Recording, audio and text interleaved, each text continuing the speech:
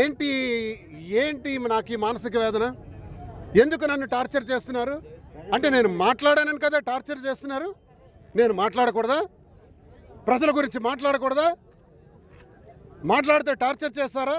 నాకు ఒకటి అర్థమవుతుంది. కులాల రాజకీయం చేస్తున్నారు, కుల రాజకీయం చేస్తున్నారు. నేను కాళింగ కులానికి చెందిన వాడిననే నన్ను తెచ్చి ఈరోజు స్టేషన్లో పెట్టారు. అంతే కదా నేను చేసింది.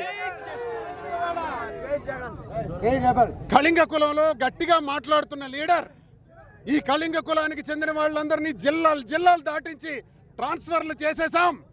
వాళ్ళ తరఫున మాట్లాడే దువ్వాడ శ్రీనివాస్ ఉన్నాడు, ఈయన్ని లోపలేస్తే ఆ కులమే జడిసిపోద్ది, ఆ కులమే భయపడుతుంది.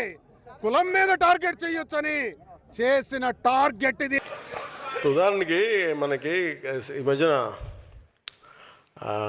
శ్రీకాకుళంలో ఇలా మాట్లాడుతూ ఉంటే ఆయన ఎమ్మెల్యే అనుకుంటా, ఎమ్మెల్సీ గుర్తురాలేదు, ఆయన ఇష్టం వచ్చిన మాట్లాడుతూ సడన్గా అరెస్ట్ చేయగానే అసలు ఆ కేసు కూడా నా మీద పెట్టారంట, నన్ను తిడితే పెట్టారంట, నాకు అది కూడా తెలియదు. నాకు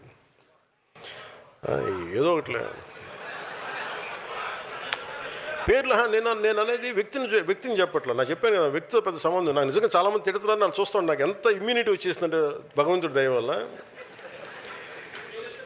అంటే నాకు యాంటీ వైసీపీ నేను ఇమ్యూనిటీ ఎక్కించేసుకున్నాక నాకు అసలు అలా చూస్తూ ఉంటాను. నేను బూతులు తిడుతున్నాక అలా చూస్తూ ఉంటాను, సంతోషం. ఇంకా అలాగా అంటే వాళ్ళు సడన్గా ఇష్టానికి తప్పులు చేసేసి, అంటే ఇప్పుడు మా కులాన్ని తొక్కేస్తున్నారు అంటాడు. నీ కులం చెప్పిందా నీ బూతులు తిట్టమని?